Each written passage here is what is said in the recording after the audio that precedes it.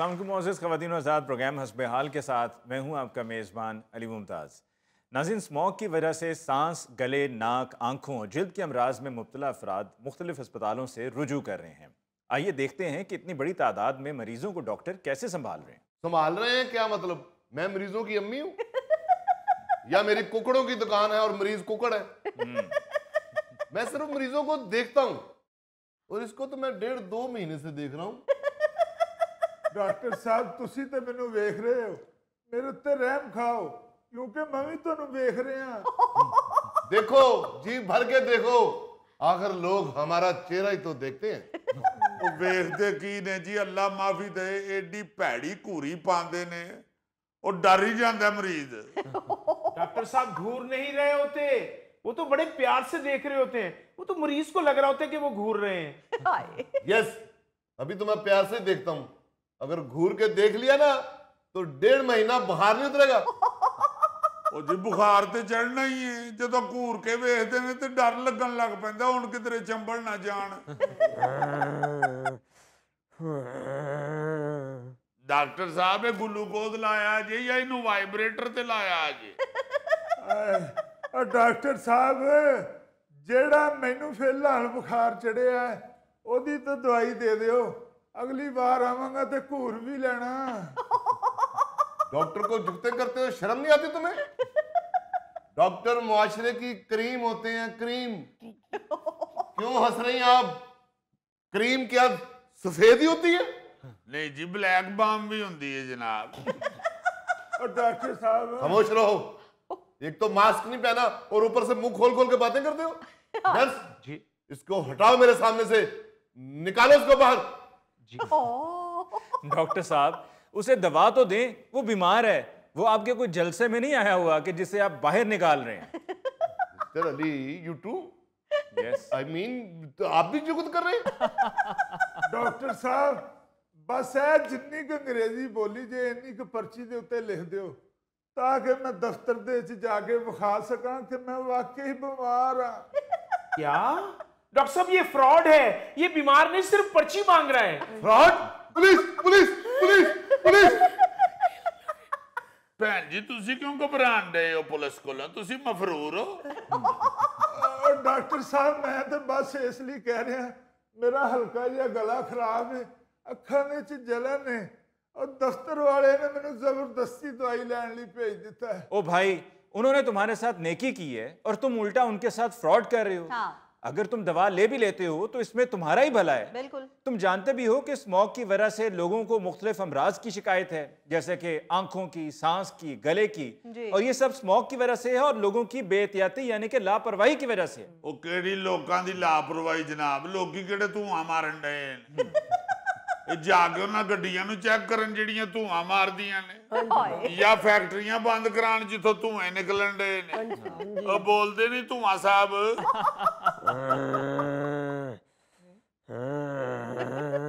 Doctor साहब फिर miss bell आई जे। और धीमे, वो कोई मोबाइल फोन नहीं पड़ा, वो मरीज है।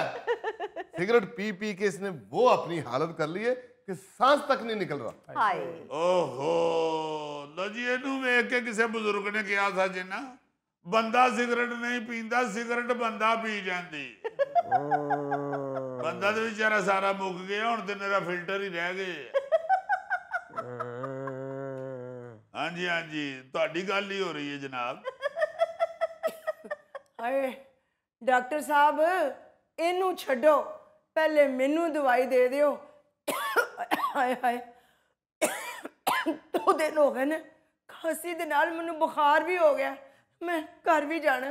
हाय आप जरा गौर करें कि किसी एक शख्स ने भी मास्क नहीं लगाया हुआ, जी हत्ता कि डॉक्टर साहब ने भी नहीं लगाया हुआ। बिल्कुल। ਉਹ ਸਾਹਿਬ ਜੀ ਮੈਂ ਕਿੰਨੀ ਵਾਰੀ ਮਾਸਕ ਖਰੀਦਿਆ ਹੈ, ਮੈਂ ਲਾਨਾ ਵਾ ਤੇ ਕਦੀ ਇਧਰੋਂ ਤਣੀ ਟੁੱਟ ਜਾਂਦੀ ਹੈ, ਕਦੀ ਇਧਰੋਂ ਤਣੀ ਟੁੱਟ ਜਾਂਦੀ। मास्क 4 इंच का होता है, मुंह तुम्हारा 84 इंच का है। और धीमे तुम्हें मास्क नहीं, तुम्हें बाढ़ लगेगी, बाढ़। झूठ बोलते हो, बहाने लगाते हो। हमारे मास्क की तो कभी तनी नहीं टूटी। ਨਹੀਂ ਤੁਹਾਡੇ ਮਾਸਕ ਦੀ ਤਣੀ ਨਹੀਂ ਟੁੱਟਣੀ, ਤੁਹਾਡਾ ਸੜ ਕੇ ਝੜਨਾ ਹੈ। सुन रहे हैं आप अली साहब? सुन रहे हैं? सुन रहे हैं? जी अली साहब हम तो मास्क इसलिए नहीं लगा रहे कि ताकि मरीज लगा लें, हमने तो उनके लिए रखा हुआ है। यार मास्क कौन सा 500 1000 का आता है, 20 रुपए का मास्क है, क्यों नहीं लगाते? अली साहब मास्क 20 रुपए का नहीं है, डॉक्टर साहब 100 रुपए का दे रहे हैं। क्या डॉक्टर साहब मास्क बेच रहे हैं? और क्या डब्बे से निकाल के पंखे में मारूं? देख रहे हो अली साहब की डॉक्टर साहब दी लिहाज कश्मीरी अली तबीयत हुई। और कुछ खुदा का खौफ खाएं डॉक्टर साहब, हुकूमत मिन्नतें कर रही है कि मास्क लगाएं, बार बार मुंह धोएं, बार बार पानी पिएं। हाँ तो पिए पानी, मैंने बोतलें भी रखी हुई हैं, ओनली 60 रुपीज। आप 60 रुपए की बोतल बेच रहे हैं पानी की? अली मुमताज साहब बाहर से भी 60 रुपए की मिलती है। डॉक्टर साहब को इसमें से टका नहीं बचता। तो और क्या अली साहब, मैंने जब भी साइड बिजनेस किया मुझे लॉस ही हुआ। ओए होए होए। इस गल दा ते मैं भी गुआह हां, हमेशा डॉक्टर साहब ਨੂੰ लॉस ही होया जी।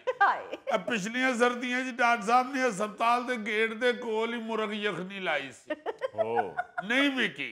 हालां डॉक्टर साहब ने गाहकां दे सामने डोंगे भर भर के यखनी मुर्गे ते रोड़ी है। कुकड़ पीले रंग दा हो गया, यखनी नहीं विकी। ओ भाई मैं कारोबार नहीं करता, मैं सिर्फ लोगों की खिदमत करता हूँ। ये भी कोई अल्लाह का बंदा आएगा, 4 बोतलें ले जाएगा 240 की, और मेरी कड़ी पकौड़े के प्लेट के पैसे निकल आएंगे। क्या मतलब? हमारे हॉस्पिटल की कैंटीन पे 240 की कड़ी की प्लेट मिलती है ना। हाँ। मैं लालच नहीं करता। अच्छा, इत्थे जिहो जी गुफ्तगू होण डई है, लगदा हस्पताल नहीं किसी ढाबे ते आ गए हैं। अच्छा ओए सुन लो वो यार काल आण डई जे।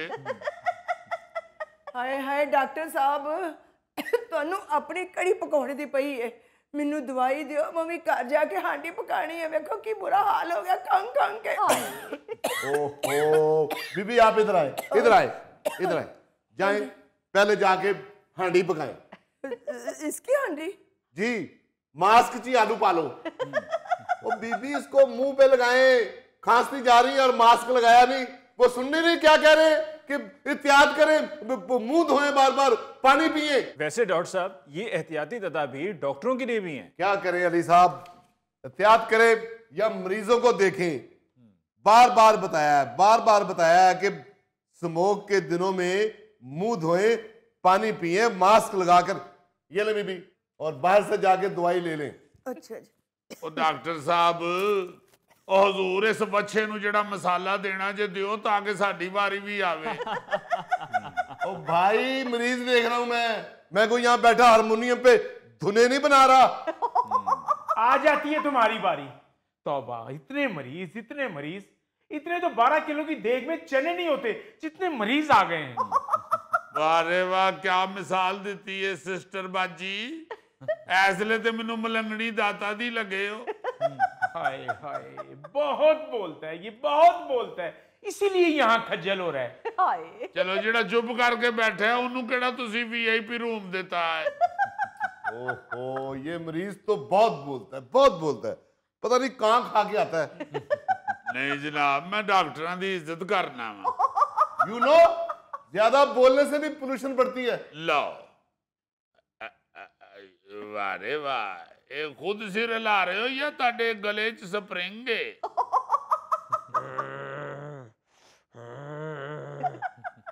डॉक्टर साहब ये पोल्यूशन पैदा कर रहे हैं जी, ਇਹਦਾ तो कोई सोल्यूशन कढो। ओ माय गॉड, एक डॉक्टर किस किस को देखे। वैसे वफाकी वजीर सेहत मुस्तफ़ा कमाल साहब ने ठीक कहा है कि ये हमारा हेल्थ केयर सिस्टम नहीं, सिक केयर सिस्टम है। कि एक डॉक्टर 35 से 40 मरीज तो देख सकता है, 250 मरीज कैसे देखे? और नहीं जनाब, तुसी साडे डॉक्टर साहब ਨੂੰ ਨਹੀਂ ਜਾਣਦੇ। ਇਹ ਤੇ ਜਦੋਂ ਪਿੰਡ ਹੁੰਦੇ ਸਨ ਤੇ 300 ਮੱਝਾਂ ਚਾਰ ਲੈਂਦੇ ਸਾਂ ਜੀ। ओ बेले मज्जां चारियां, हीरे तेरी खातर बेले मज्जां चारियां। अली साहब इनको क्या पता कि डॉक्टर कैसे बनते हैं। मैंने कॉलेज की फीस देने के लिए गांव के चौधरियों की भैंसें भी चराई हैं। 300 भैंसे लेके निकलता था गांव से। सबसे अगली वाली जो भैंस थी उसकी कमर पे बैठ के मैं किताब पढ़ रहा होता था। हाय हाय हाय। और आपको हैरान कुन बात बताऊं कि जब मैं किताब खोल लेता था उसके बाद कोई भैंस नहीं बोलती थी, कोई भैंस इतराज नहीं करती थी, क्योंकि उनको पता था कि हमारे गांव का बच्चा डॉक्टर बन रहा है। वाह क्या बात है। क्या कहने, अगर भैंसें आपका इतना ख्याल रखती थी तो आपको तो फिर डंगर डॉक्टर बनना चाहिए था। हाँ तो डंगर डॉक्टर ही हूँ मैं, कौन सा इंसानों को देख रहा हूँ। और डॉक्टर साहब विच कोई इंसान भी बैठे ने, उन्हां नूं ते वेख लो। वाह, क्या देखूं तुम्हें, और तुम तो नजर ही नहीं आ रहे मुझे। अच्छा जी, ये तो फिर मेरी ही गलती है। और नजर आ रहे हैं जी। हाँ यार तुम्हारा तो नाक भी है, आंखें भी हैं। सिस्टर जी ये तो मुकम्मल इंसान है। जी जी। चलो इधर आके स्टूल पे बैठो, उतरो नीचे। ਹਾਏ लो जी जो ਇਹਦੀਆਂ ਹਰਕਤਾਂ ਨੇ ਮੈਨੂੰ ਲੱਗਦਾ ਹੈ ਇਹਨੇ ਨੁਸਖਾ ਲੈ ਕੇ ਉੱਡ ਜਾਣਾ ਜੀ। सिस्टर ये पकड़ो और ये मोटे को दवाई लेके दो बाहर से। जी और ठहरो, ये मास्क भी लगाओ। मास्क के बगैर फिरना नहीं है, मत घूमना मास्क के बगैर। जब तक स्मोक है मास्क लगाए रखना है, सुन रहे हो कि नहीं? ਸੁਣ ਰਿਹਾ ਡਾਕਟਰ ਸਾਹਿਬ, ਸੁਣ ਰਿਹਾ ਹੈ। ਮੈਂ ਆਪ ਦੇਖਿਆ ਉਹਨੂੰ ਕੰਨ ਵੀ ਲੱਗੇ ਸਨ। जी क्या प्रॉब्लम है आपको? डॉक्टर साहब सांस बड़ी मुश्किल से निकल रहा है। तो घबराने वाली कौन सी बात है, पाइप जितना पतला है मुश्किल से ही निकलेगा। ਵਾਹ ਰੇ ਵਾਹ, ਇਸ ਲਈ ਡਾਕਟਰ ਘੱਟ ਤੇ ਸੈਂਟਰੀ ਫਿਟਰ ਜ਼ਿਆਦਾ ਲੱਗੇ ਹੋ। ये दरअसल स्मोक के साइड इफेक्ट्स हैं। ਹਾਏ हमारे यहाँ लोग एहतियात ही नहीं करते। हर साल ये स्मोक का सीजन आता है और गुजर जाता है। हाँ जी। अगर आप इंटरनेशनली देखें तो वहां पर जब भी कोई इस तरह का सीजन आता है जिसमें कोई खास बीमारी हो, जी। उसके लिए लोग पहले से ही तैयारी करना शुरू कर देते हैं। हाँ जी, बिल्कुल। और हमारे यहाँ सोच ये है कि जी पहले भी हुआ था, इस बार भी हुआ है, वक्त गुजर जाएगा, वक्त घट जाएगा। कोई एहतियात नहीं करते, मास्क नहीं पहनते। हुकूमत कह कह के थक जाती है, लेकिन हुकूमती बात को भी ये सोच कर ये कह के रद्द कर देते हैं कि भाई हुकूमत इंतजाम करे, हमें क्या एहतियात करनी है। ਬਿਲਕੁਲ ਓਏ ਆਓ ਜਿੱਤੇ ਹਕੂਮਤ ਕਰੇ ਨਾ, ਹੁਣ ਸਾਰਾ ਲੋਡ ਆਵਾਮ ਤੇ ਹੀ ਪਾਈ ਜਾਂਦੇ ਨੇ। ਲਓ ਕਿੱਥੇ ਲੈ ਜਾਣੇ ਨੇ ਹਕੂਮਤ ਨੇ ਇੰਨੇ ਪੈਸੇ? ਆ ਕਦੀ ਟਰੰਪ ਨੂੰ ਮਿਲਣ ਦੇ ਨੇ, ਕਦੀ ਸਾਊਦੀ ਅਰਬ ਦੇ ਬਾਦਸ਼ਾਹ ਨੂੰ ਮਿਲਣ ਦੇ ਨੇ, ਕਦੀ ਤੁਰਕੀ ਦੇ ਸਦਰ ਨੂੰ ਮਿਲਣ ਦੇ ਨੇ। ਹਾਏ ਜ਼ਾਹਿਰ ਹੈ ਪੈਸੇ ਤੇ ਲੱਭਦੇ ਹੀ ਹੋਣਗੇ।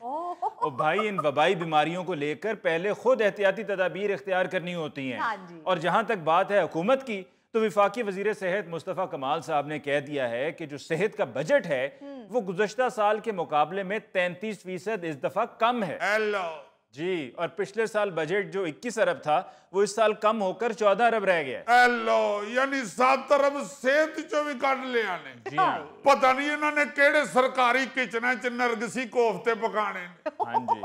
ਯਾਰ ਪਹਿਲੇ ਆਵਾਮ ਤੇ ਪੈਸਾ ਲਾਓ। ਆ ਦੇਖੋ ਜ਼ਰਾ ਆਵਾਮ ਦਾ ਕੀ ਹਾਲ ਹੋਇਆ।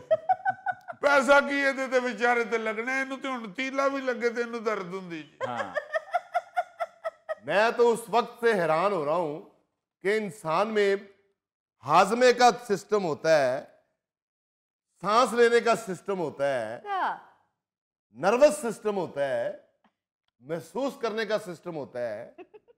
मैं तो सोच रहा हूं कि इतनी पतली सी नाली में इतने सिस्टम कैसे फिट हुए।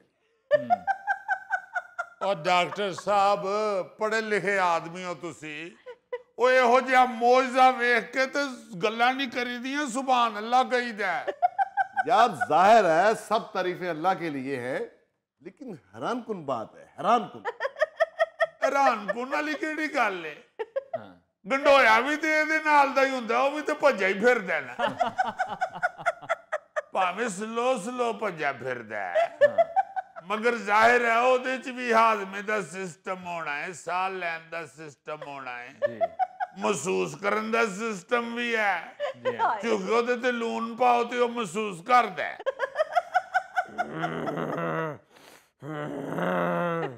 ਇਹ ਦੇਖੋ, ਇਹ ਵੀ ਤੇ ਕਿਸੇ ਸਿਸਟਮ ਦੇ ਤਹਿਤ ਹੀ ਆਵਾਜ਼ ਕੱਢ ਰਿਹਾ ਨੇ।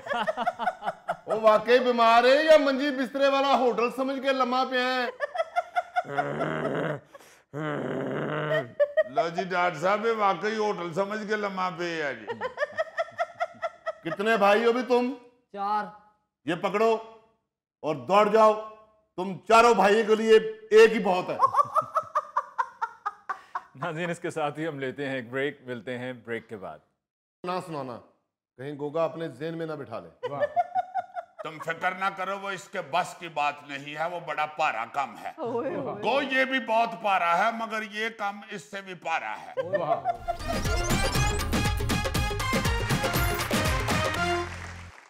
नाज़रीन, पेशी खिदमत है आज का खबरनामा। नायरीन, जिस तरह आप देखते हैं कि साइंसदानों ने साइंस में बड़ी तरक्की की है, रियाजीदानों ने रियाजी में बड़ी तरक्की की है, और फिर सियासतदानों ने सियासत में बड़ी तरक्की की है।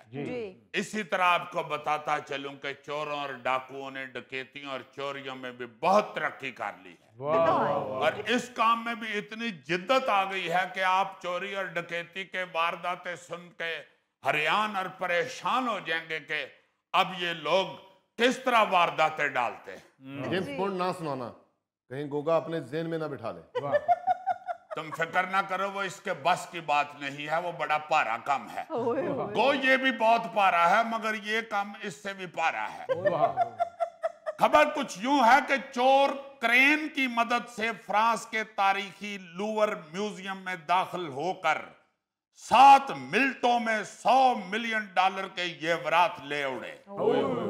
चोरी होने वाले कीमती नवादरात में मलका मैरी अमाली और मलका हॉर्टेंस के जेवरात भी शामिल थे। जबकि नेपोलियन की बीवी एम्प्रेस यूजेनी का ताज म्यूजियम के बाहर खस्ता हालत में पड़ा मिल गया, जो फरार के दौरान रास्ते में गिर गया था। जेम्स बॉन्ड क्रेन की मदद से चोरी? यस, और रात के वक्त नहीं, दिन दिहाड़े। यस, क्रेन अगले लेके आए ने। दिन आए ने, और उन्होंने म्यूजियम के साथ वो क्रेन लगाई है। बाजार वालों ने लोटस किया है, उन्होंने कहा शायद को कंस्ट्रक्शन का काम होने लगा। उन्होंने क्रेन लगाई है और ऊपर वाली खिड़की के अंदर से वो घुसे हैं क्रेन के जरिए। और क्रेन से ही उन्होंने खिड़की भी तोड़ी है। मगर डाकू खिड़की तोड़कर अंदर दाखिल हुए हैं और सिर्फ 7 मिनटों में चोरी करके मोटर बाइक्स पे फरार हो गए। पुलिस ने वैसे अब तक 5 मशकूक अफराद को गिरफ्तार कर लिया। तो अच्छा 5 पकड़े गए हैं? जी जी, उनमें से 2 मुल्जमान ने वारदात के इल्म होने का भी एतराफ कर लिया है। मगर इस खबर के अंदर एक और दिलचस्प खबर है। अरे वाह! उस पे आप जरूर कहेंगे कि भाई फिटे मुंह।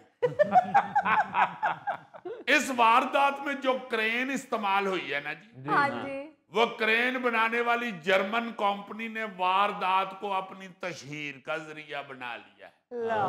उन्होंने अपनी क्रेन की मशहूरी के लिए इसको इस्तेमाल करना शुरू कर दिया।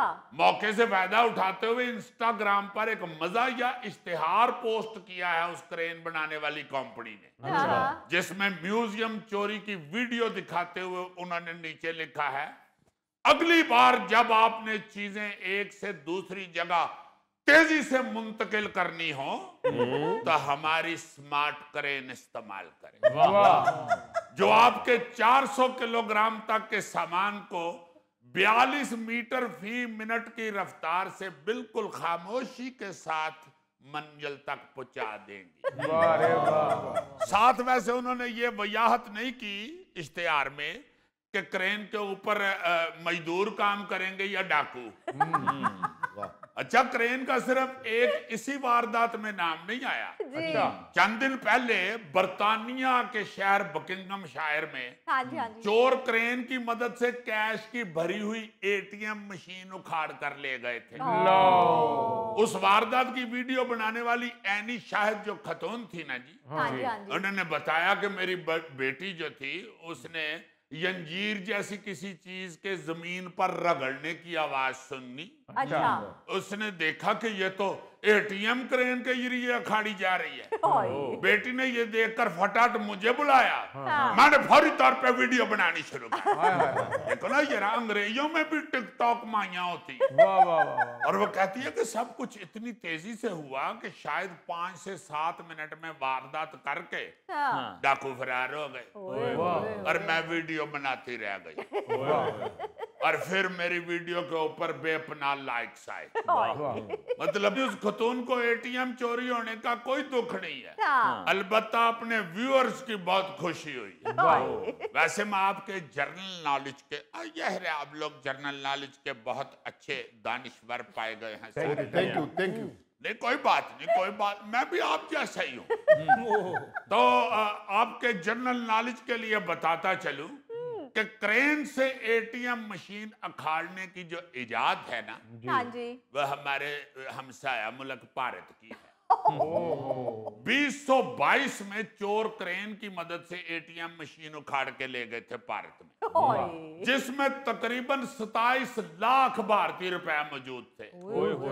इससे पहले भारत में ही एटीएम को बम से उड़ाकर भी रकम लूटने की कोशिश की गई थी। अच्छा, मगर बम जो चलाया हो ना, एटीएम ते जड़ी टुटनी सी पैसे भी विचों सारे फीती हो गए। फिर डाकुआ ने सोचा कि किधरे पैसे जोड़ते ही ना फड़े जाइए।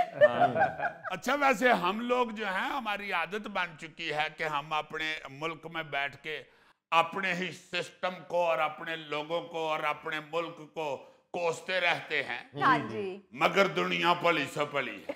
जी, जो रूस वाले हैं ना, जी जी, वो तो छोटी मोटी वारदात या चोरी डकैती का कोई इतना लोटस भी नहीं लेते। अच्छा, आप हैरान होंगे सुन के कि रूस में क्रेन की मदद से 2 बड़े पुल चोरी हो गए थे। पुल, यस, 2019 में चोर क्रेनों के जरिए 23 मीटर लंबा एक रेलवे का पुल ही चोरी करके ले गए। उथे जो रेल गड्डी पहुंची है तो उन्हें अगो क्या कि हाँ पुल किधर गया। तो शुक्र है रेल गड्डी इतनी बुढ़ी नहीं थी, उसे दूर से नजर आ गया, वरना हमारी तो बुजुर्ग रेलगाड़ियां हैं अंग्रेज के दौर की। इन बेचारियों को तो नजर ही नहीं आता है, जाके विच बज जांदियां ने। तो उनकी ट्रेनें जरा अच्छी थी, जवान ट्रेनें, उसको दूर से नजर आ गया कि भाई पुल नहीं जेगा। अच्छा, वहां की पुलिस के मुताबिक ये पुल फिनलैंड की सरहद के करीब दरियाए ओम्बा पर बनाया गया था। अच्छा, फिर भी ताहम ये पुल जो है ना जी, काफी अरसे से इस्तेमाल नहीं हो रहा था। सही, तो डकैतों ने कहा कि पुल वेला पे आते फिर चोरी कर लेंगे। यानी रशिया जो है ना जी, रूस आई मीन, हाँ जी, ये ऐसी वारदातों में बहुत कमाल दर्जा रखता है। इसी तरह रूस में ही चोर 200 टन वजनी पुल एक ही रात में चोरी करके फरार हो गए। ये 2008 का वाकया है। अच्छा, जब रूस के अंटार्कटिक इलाके से ये पुल चोरी हुआ था। अच्छा, लेकिन रूस में चूंकि लोहा बहुत है, हाँ जी, हाँ जी, लोहे की उनको कमी नहीं है, सही, इसलिए उन्होंने इन चोरियों को भी कोई ज्यादा तवज्जो नहीं दी, ज्यादा कोई टेंशन नहीं ली। उन्होंने कहा यार लोहे जैसी कोई गल नहीं, होर लोहा काट लांगे। इसलिए ये बड़े पुल चोरी करने वाले जो चोर डकैत थे, हाँ जी, वो आज तक पकड़े नहीं गए।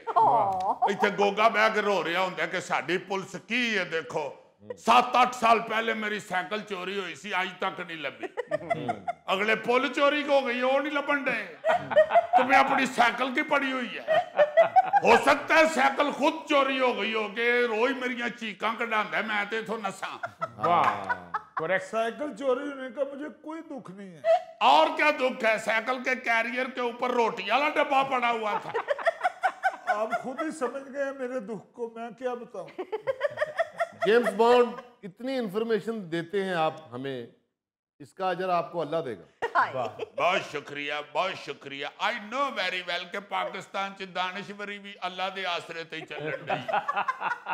अच्छा, क्रेन के हवाले से एक ऐसी ही दिलचस्प वारदात और सुनाता हूँ, जिसके बारे में क्रेन खुद भी नहीं सोच सकती थी कि मेरे साथ ये काम भी लिया जा सकता है। अच्छा जी, 2018 में जर्मनी से 2 लाख यूरो कीमत की एक 48 टन वजनी क्रेन चोरी हो गई थी, जो कई महीनों बाद मिस्र के शहर सिकंदरिया में पकड़ी गई थी। देखो ना, ये रहा अगला जर्मनियों चोरी करके तो होरे किधरों वालवला आके तो थे सिकंदरिया पहुंच गया। जर्मन पुलिस ने इस चोरी हुई क्रेन का सुराग लगाने के लिए पूरी कोशिश की, जी, ताहम उनको बेचारों को पता नहीं चला। फिर पुलिस ने मुजरम की निशानदही पर 5,000 यूरो इनाम का भी ऐलान किया। 3 महीने के बाद क्रेन के बारे में पता चला कि वो मिस्र के शहर सिकंदरिया पहुंची हुई है। और उत्थे जो पहुंचे ने तो उन्होंने कहा किन्ने लियांदी है, तो वो कहते ने भाई जी आप ही आ गई है, असी तो नहीं लियांदी। नहीं तो वहां वो थी किसके पास? यही तो हंसी वाली बात है जी। वो सिकंदरिया के कस्टम हुकाम के पास है क्रेन। और क्रेन चोर उसे समुद्र के रास्ते से मुख्तलिफ ममालिक से गयारता हुआ उधर मिस्र पहुंचा गया। और उथे उन्होंने कस्टम वालियां खरीद ली होनी। उन्होंने पहले कहा कि यार थकी बहुत हुई है क्रेन, कित्थों आई है? उन्होंने कहा जी कुछ असल में ये वजन बड़ा उठाती है ना, इसलिए थक जाती है। पिछो 2-3 सियानिया मिस्त्रियां ने कहा भी है कि यार इन्हें सफर काफी कीता लगता है। मैंने कहा नहीं भाजी ये तो वीजा ही कोई नहीं है, इन्हें कितने एडा लम्मा सफर करना है। अच्छा, पाकिस्तान के चोर बाकी दुनिया के चोरों की तरह भी म्यूजियम या ATM तक तो नहीं पहुंचे जी, लेकिन चोरी में क्रेन का इस्तेमाल ये भी करते हैं। खास तौर पर नहरों और दरियाओं से वो सरकारी मिट्टी, रेत जिसे पल कहते हैं, फिर जंगलों से लकड़ी, पहाड़ों से बड़े बड़े पत्थर चोरी करने के काम में ये क्रेन इस्तेमाल करते हैं। ये अलग बात है कि इनके पकड़े जाने की खबरें जरा कम ही आती हैं। वो कहते हैं आप पत्थर ले गए हैं, कोई बात नहीं, ठुच पत्थर।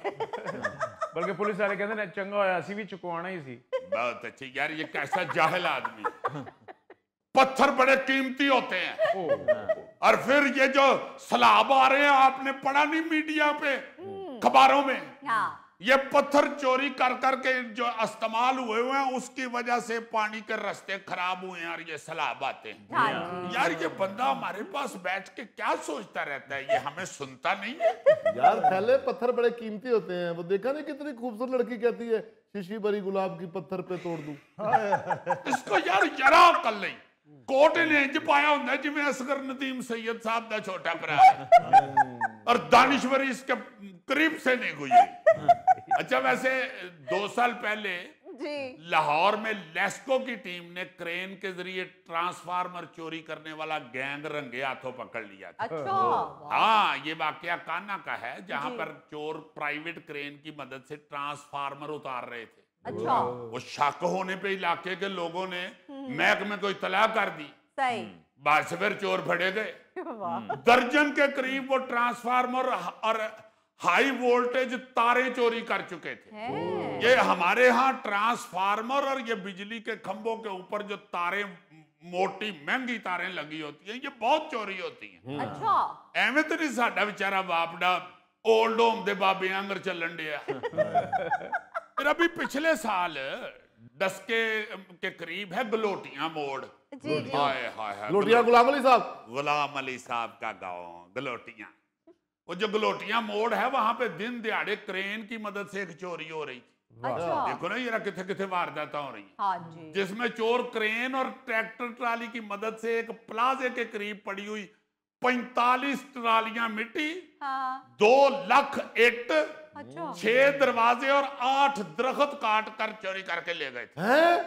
Police police police police police police. नाज़रीन, इसके साथ ही हम लेते हैं एक ब्रेक, मिलते हैं ब्रेक के बाद। कब स्मोक बढ़े और स्कूल में हफ्ते 2 हफ्ते की छुट्टियां हो जाए। यानी अद्धा पहले ही अंदर है, बाकी स्मोक की वजह तो सारा ही अंदर रहना चाहते।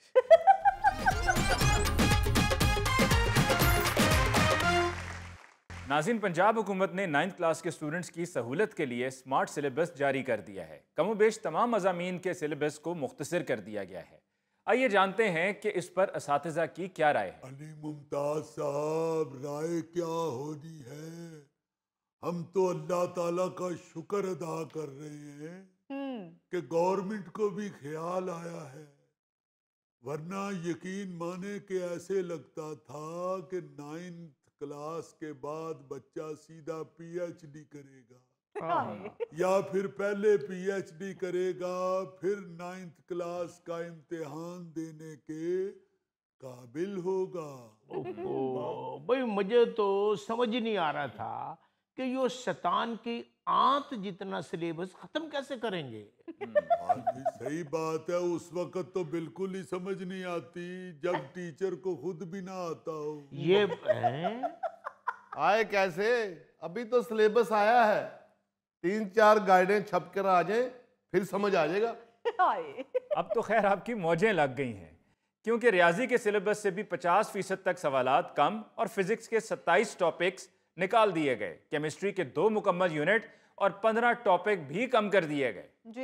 जी अली मुमताज साहब, बायोलॉजी का पूरा एक यूनिट यानी 22 टॉपिक्स और फिर कंप्यूटर साइंस के 46 टॉपिक्स निकाल दिए गए हैं। जी मैं तो कहता हूं कि अगर अब भी किसी स्टूडेंट को पास होने में कोई दिक्कत है, हाँ जी, तो फिर उसे चाहिए कि सुबह शाम आधा किलो बादाम खाया करे। वाह वाह वाह। या अगर अब भी टीचर कोई अपनी क्लास को तैयारी नहीं करवा सकता, हाँ जी, हाँ जी, तो उसे टीचिंग छोड़ के नान चने लगा लेने चाहिए। और मजीद साहब, अगर टीचर दोनों काम करता हो, सुबह के वक्त टीचिंग और शाम के वक्त नान चने, तो फिर उसे अपना बिजनेस मॉडल तब्दील करना चाहिए। क्योंकि नान चनों की डिमांड सुबह के वक्त होती है। आप शाम को लगा के बैठ गए हैं, ना आपसे पढ़ाया जाना है, ना आपके नान चने बिकने हैं। अखीर आपने घर जाके भाभी को कहना है कि भली मानस बिके तो नहीं, मैं खुद ही खा आया हूँ। अली साहब, हुकूमत ने ठीक सिलेबस कम किया है, लेकिन मेरा ख्याल है कि कंप्यूटर का सिलेबस और कम होना चाहिए। ओ भाई, पहले ही 46 टॉपिक्स निकाल दिए हैं, अब और कितने निकालें? अली मुमताज साहब, उनका मतलब है कि 100 के 100 टॉपिक्स निकाल देने चाहिए। स्टूडेंट्स को सिर्फ कंप्यूटर की तस्वीर दिखाई जाए, और बताया जाए कि ये प्लग पकड़ के स्विच में लगाएं तो कंप्यूटर ऑन हो जाता है। बस इतना ही काफी है, बाकी हम आपको अगली क्लास में बताएं। इसका मतलब है कि टीचर को खुद कंप्यूटर नहीं आता। नहीं, कंप्यूटर इनको आता है, उसको चलाना नहीं आता। क्योंकि जब ये कंप्यूटर चलाने के लिए उसका चूहा पकड़ते हैं, तो क्लास का कोई ना कोई शरारती बच्चा आवाज लगा देता है कि चूहे ने चूहा पकड़ा हुआ। और इससे अगला मरहला होता है कीबोर्ड पे उंगलियां चलाना। जी। और आप सेहत देखें, वो भी इनके बस की बात नहीं। इनको कीबोर्ड ऑपरेट करने के लिए जूता उतार के कीबोर्ड के ऊपर डांस करना पड़ता है। वाह मजीद साहब, ऐसी बात नहीं है, मैं माउस भी चला लेता हूँ और मिकी माउस भी। नहीं, मुझे पता है, अपनी बरादरी में तो आपके ताल्लुकात बहुत अच्छे। मुझे तो यूं लगता है कि पहले सिलेबस बनाते हुए इत्तेदाल से काम नहीं लिया गया, और फिर उसके बाद टॉपिक बनाते हुए इत्तेदाल नहीं बरता गया। अगर ये मरहलावार जदीद तकाज़ों के मुताबिक ये कमी करते तो ज्यादा मुनासिब होता। हाँ जी। वो बस कर दे अली मुमताज साहब, खुदा का वास्ता है, जो हो गया वो हो गया, शुक्र करे। अब आप ऐसे ही 10वीं और 11वीं क्लास को ले ले। अब आप देखें, हमारे बच्चे कोई पैदाइशी साइंसदान तो नहीं है। मैं तो कहता हूँ अली मुमताज साहब, सिलेबस में एक आधा टिक टाक का भी टॉपिक होना चाहिए, ताकि बच्चों में दिलचस्पी बढ़े। ओ भाई, अगर टीचर चाहे तो वो दिलचस्पी भी बढ़ा सकता है और पढ़ा भी सकता है। आप देखें अली मुमताज साहब, जनूबी पंजाब के इलाके दीनपुर में जी एक टीचर ने क्लासों के रूम्स को ट्रेन की शक्ल दे दी है। अच्छा। अब बच्चे जब क्लासरूम में दाखिल होते हैं तो उन्हें ऐसे महसूस होता है कि वो ट्रेन की बोगी में सवार हो रहे हैं। वाह। वहां से रिजल्ट ये निकला है कि बच्चे अब बड़ी दिलचस्पी लेते हैं स्कूल आने के लिए। हाँ जी। और वो छुट्टी नहीं कर रहे, घर से दौड़े लगाते हैं कि चलो ट्रेन में सवार होते। वाह जी, ये अलहदा बात है, ट्रेन में बैठ के फिर वही टीचर आगे खड़े होते हैं। मगर बच्चा स्कूल में आने में तो दिलचस्पी लेनी शुरू हो गया। हाँ जी, बिल्कुल सही। इस तरह तो हम अपने स्कूल के कमरों को हवाई जहाज की तरह डिजाइन कर देते हैं। हाथ हौला रखो जरा हजूर, इस तरह बच्चों में मायूसी फैलेगी। वो हवाई जहाज समझ के क्लासरूम में घुसेंगे, आगे देखेंगे तो चिंची का ड्राइवर खड़ा है। मैं तो कहता हूँ स्कूल को होटल की तरह डिजाइन कर देना चाहिए। एक कमरा देसी खानों का, एक कमरा चाइनीज खानों का और एक कमरा स्वीट डिश का। बहुत अच्छे। इश्तियाक साहब को अक्ल को हाथ मारे, बल्कि मैदे को हाथ मारे। स्वीट डिश की तरह का कमरा बन गया। बच्चे स्कूल आए ना आए, सारे पिंड की मक्खियां जरूर आ जाएंगी। मुजीब साहब, ये जिस टीचर ने स्कूल को रेलगाड़ी का डिजाइन दिया है, जी हाँ, वो सुबह मुंह से आवाज निकालता है, बम चिक बम चिक बम चिक बम चिक बम चिक बम चिक बम चिक बम चिक। बहुत अच्छे। शम्मद साहब, आप जैसे नालायक लोग बंद फाटक में साइकिल का बाला निकाल के पटड़ी क्रॉस कर रहे होते। भाई मैं तो इस इंतजार में हूँ कि कब स्मोक बढ़े और स्कूल में हफ्ते 2 हफ्ते की छुट्टियां हो जाए। शाबाश। यानी अद्धा पहले ही अंदर है, बाकी स्मोक की वजह तो सारा ही अंदर रहना चाहते। वैसे मैं आपको एक बात बताऊं अली मुमताज साहब, फौरी तौर पे हुकूमत को चाहिए ये जो स्मोक डेज होते हैं जी, ये 1 महीने के लिए बच्चों को ऑनलाइन पढ़ाने का ऑर्डर कर दें। जी हाँ। देखें, बड़ा हर्ज होता है बच्चों को छुट्टियां बार बार देने से। हाँ जी, उनकी पढ़ाई का बड़ा हर्ज होता है। बिल्कुल। चलो ऑनलाइन अगर पढ़ेंगे तो कुछ ना कुछ तो फर्क पड़ेगा। सही। कुछ नहीं फर्क पड़ेगा। बच्चों ने कौन सा छुट्टियों में घर में बैठ जाना है, बाइक निकालनी है और सड़क पे। ये जो बाइक है ना और मोबाइल है, इन्होंने स्टूडेंट्स की तालीम का बेड़ा गर्क कर दिया। हाय हाय। खास तौर पे हमारे मुल्क के अंदर नौजवान नस्ल इन दोनों चीजों का इतना मिसयूज कर रही है जी, कि बर्दाश्त से बाहर होता जा रहा है। जी हाँ। आप देखें, बाइक पकड़ते हैं और जब उसे चलाते हैं, हाँ जी, अल्लाह माफ करे, इस तरह मैंने कभी कोबरा सांप नहीं जाते हुए देखा। हालांकि उसकी बड़ी शुक्र होती है और ऊपर से अगला पहिया उठा लेते हैं। हाय। ओ यार, खुदा दा वास्ता जे अगला पहिया केड़ा एडा घस चले, इनू कद नहीं चुक लेंदी, इनू भी थले ही रहन दियो। फिर अल्लाह पाक सबको जिंदगी से तंदुरुस्ती दे। अली मुमताज साहब, इस कदर ये खतरनाक खेल है कि माँ बाप को मुश्किल में डाल देते हैं कई दफा। वाकई अब इन्हीं कामों में देखा जाए तो लड़के अपना वक्त जाया करते हैं। यही वजह है कि अब लड़कियां आगे हैं और लड़के तालीम में पीछे हैं। वो जी अब बड़ी बदतमीजी वाला दौर आ गया हुआ है, बच्चे आगे से बहस करते हैं। हाँ जी, मैंने अपने बेटे से कहा, हर वक्त तुम बाइक पकड़ के बाहर निकल जाते हो, घर बैठा करो बेटा, घर बैठा करो, घर बैठोगे तो कुछ सीखोगे। सही। आगे से मुझे कहता है, घर में कौन सा इलामा इकबाल रहते हैं। जी मैंने अपने एक स्टूडेंट से कहा कि बेटा वन व्हीलिंग ना किया करो, जान को खतरा होता है। हाँ। तो मुझे आगे से कहता है, खतरा हमें नहीं होता, जितनी सी आपकी जान है खतरा आपको हो सकता है।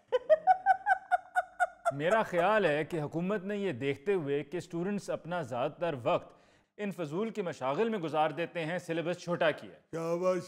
अगर ये देखते हुए हुकूमत ने सिलेबस छोटा किया है तो और 6-7 साल बाद ये सिलेबस खत्म करना पड़ेगा। क्योंकि जो आजकल के बच्चे हैं वो तो घर में बैठते ही नहीं है। आप सिलेबस छोटा करते जाएंगे, उनको टाइम देते जाएंगे, एक दिन वो आपके सिलेबस को दीवार के साथ लगा दें। बात ये नहीं है। मैं जो कहना चाहता हूँ कि सिलेबस ज्यादा था और मुश्किल था जी, वो 9th क्लास के हवाले से या उस एज के हवाले से काफी भारी था। ये तो ठीक है कि सिलेबस छोटा किया गया। हाँ जी, मगर ये ना आप सोच रखे कि बच्चों के गैर जिम्मेदाराना रवैये को देखते हुए सिलेबस छोटा किया गया। वो तो फिर खत्म हो जाएगा। जी हैरान हूं मैं मजीद साहब कि आपकी खुशकी पे भी वही आवाज निकलती है जो आम इंसान की पानी के अंदर निकलती है। मैं भी हैरान हूँ शम्मद साहब कि आप हर वक्त मेरी आवाज को ही डिस्कस करते रहते हैं। आपने कौन सी मुझसे रिकॉर्डिंग करानी है? दीवाना हूं मैं, दीवाना हूं आपकी आवाज का कि अमन पसंद आवाज है आपकी। बहुत शुक्रिया आपका। यही आपकी भाभी भी कहती है। मैं आज तक आपसे लड़ी ही इसलिए नहीं कि आपकी आवाज में तरस बहुत ज्यादा है। बिल्कुल। मजीद साहब यकीन करें, आप जब बोलते हैं तो मुझे अपनी मरहुमा दादी याद आ जाती है। आप भी जब बोलते हैं तो मुझे अपना वो पिस्तौल याद आ जाता है जो मैंने सीसीडी के खौफ से बेच दिया है। सुना है हुकूमत ने पिस्तौल का लाइसेंस भी बंद कर दिया है। आप क्यों पूछ रहे हैं मुजफ्फर साहब, आपसे कौन सा पिस्तौल चलना है? मेरा ख्याल है कि हुकूमत ने सिलेबस इसीलिए छोटा किया है कि आप स्कूल में ही बैठ के इसी तरह की बातें करते हैं। ऐसी बात नहीं है अली मुमताज साहब। स्कूल के अंदर तो हम इंतहाई जिम्मेदारी से अपने फराइज सर अंजाम देते हैं। जी जी, वो तो हर साल रिजल्ट से जाहिर हो जाता है। नाज़रीन, इसके साथ ही हम लेते हैं ब्रेक। मिलते हैं ब्रेक के बाद। इतना अजीम इंसान बाखुदा कोई पाकिस्तान में मुझे दूसरा नहीं नजर आता। क्या बात। ऐसा कमाल उस्ताद आदमी, हर काम का उस्ताद।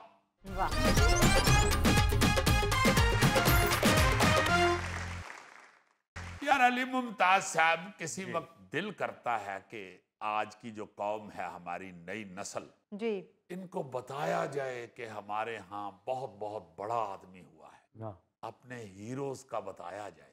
बिल्कुल। अब चूंकि हीरोज ही बड़े कम रह गए हुए हैं और ऐसा को उनकी कारकर्दगी ऐसी रही नहीं है हम जैसों की कि कोई डिस्कस हो।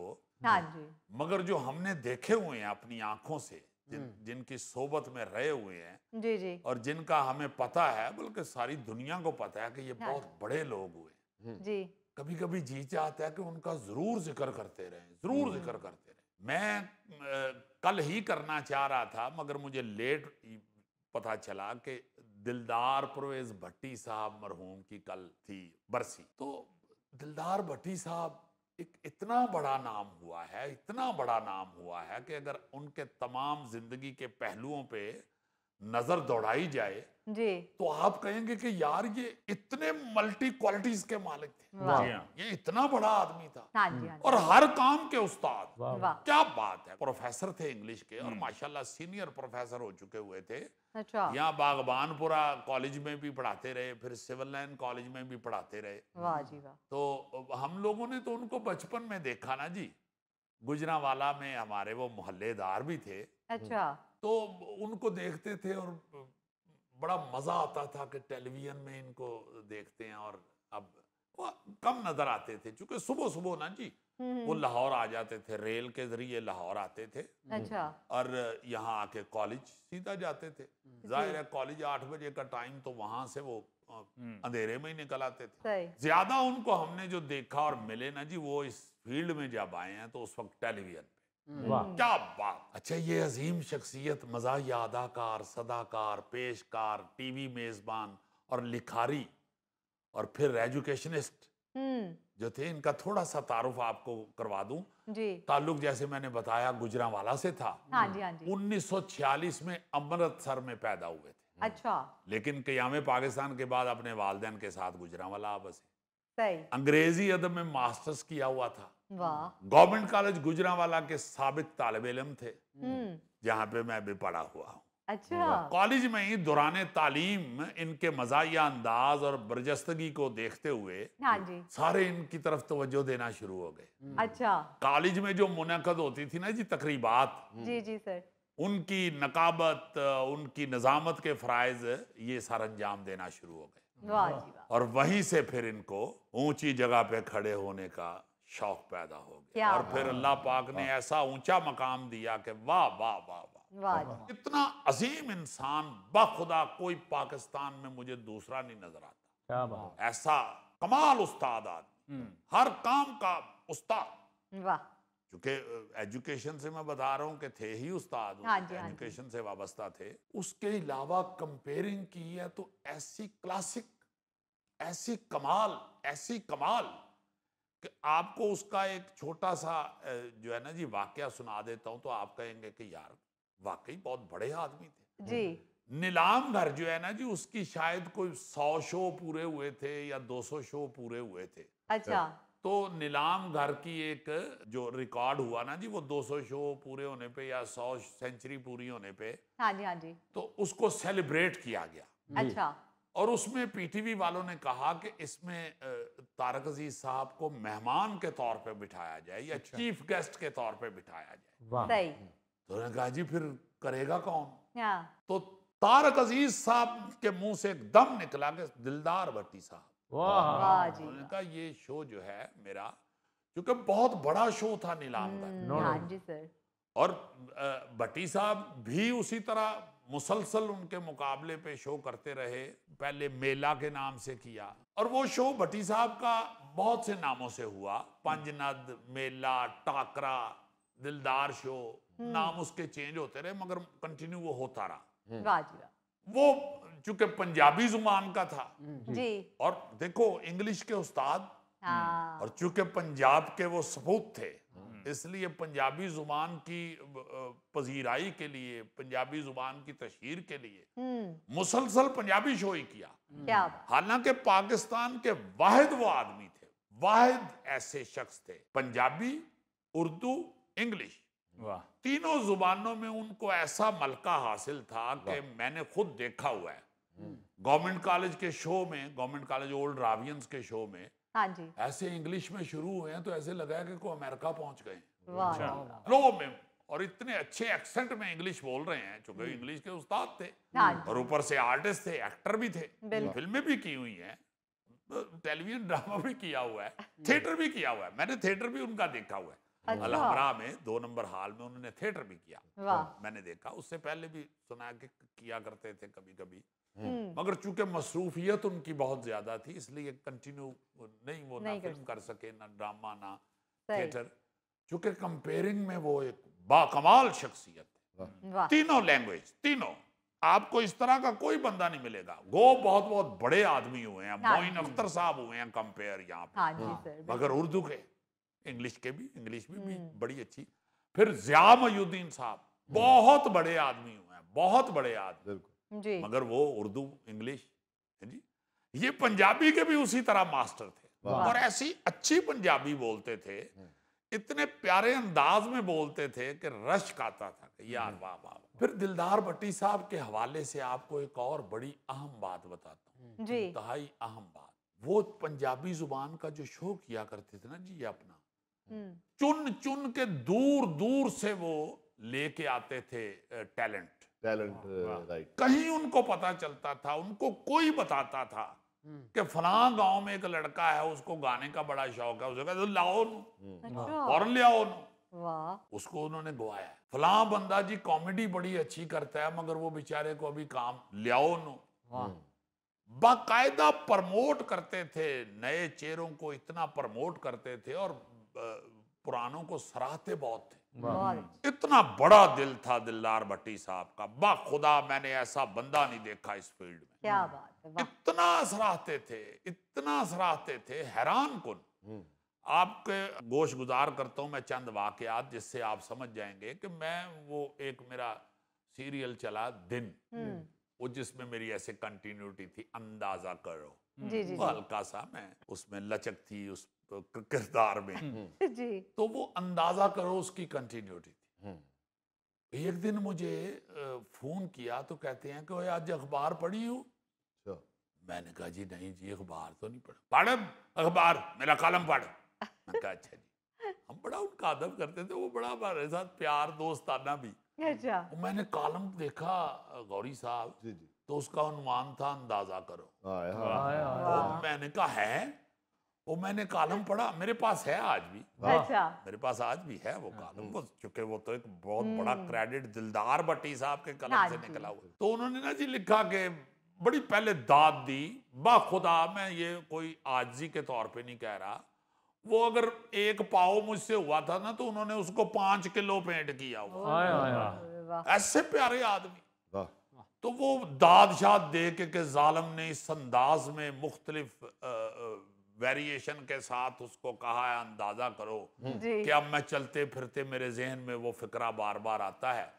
तो मैं अब आपको बताता हूँ कि आजकल मेरे जहन में अंदाजा करो कहाँ कहाँ फिट हो रहा है। वाह जी वाह। तो उन्होंने ना जी हुकूमत के लते लेने शुरू कर दिए कि ये हो रहा है अंदाजा करो, ये कर रही है हुकूमत अंदाजा करो, ये किसी ने कह दिया अंदाजा करो। बहुत अच्छे। पूरा कॉलम उन्होंने ऐसा कमाल लिखा हुआ। वाह।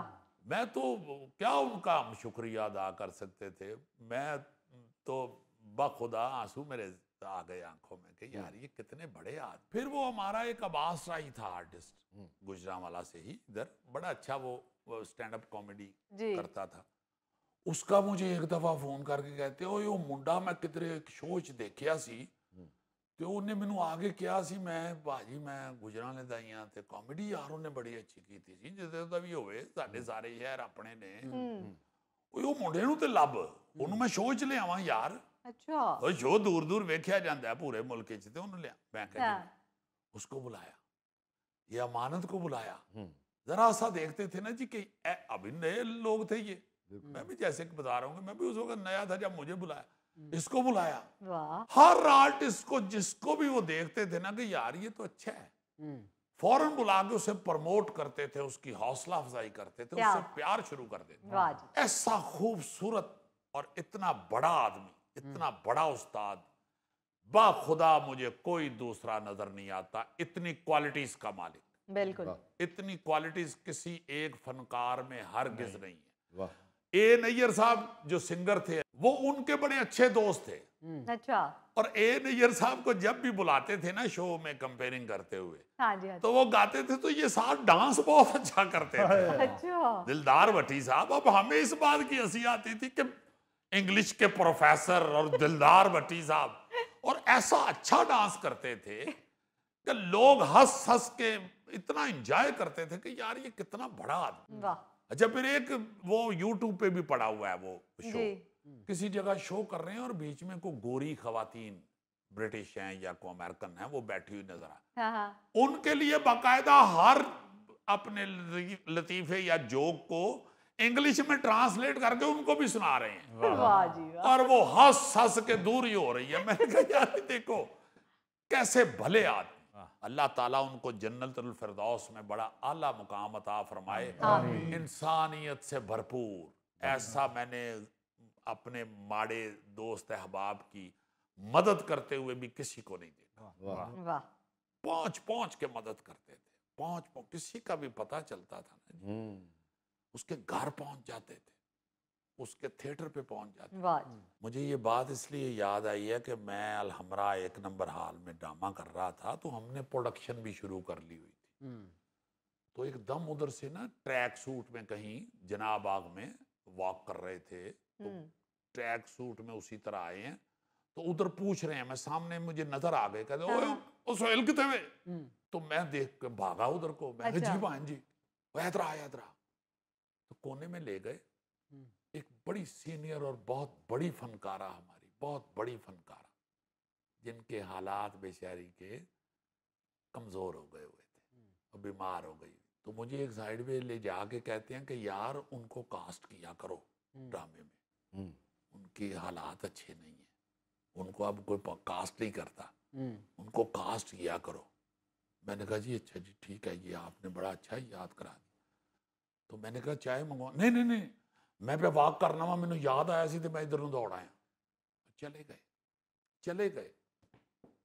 ऐसे अजीम और प्यारे इंसान के क्या कहने।